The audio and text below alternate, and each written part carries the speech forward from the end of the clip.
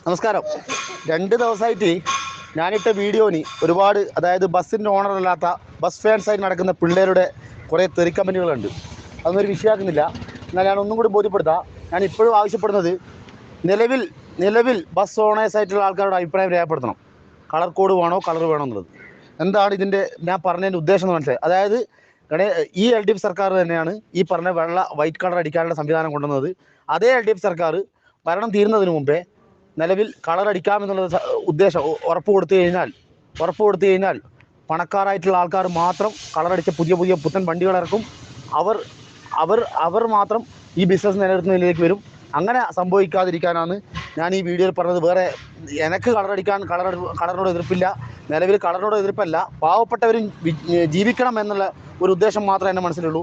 അല്ലാണ്ട് ഞാനൊരു വാഹന കച്ചവടക്കാരനും കൂടാതെ വാഹനം ഓടുന്ന ഒരാളുമാണ്.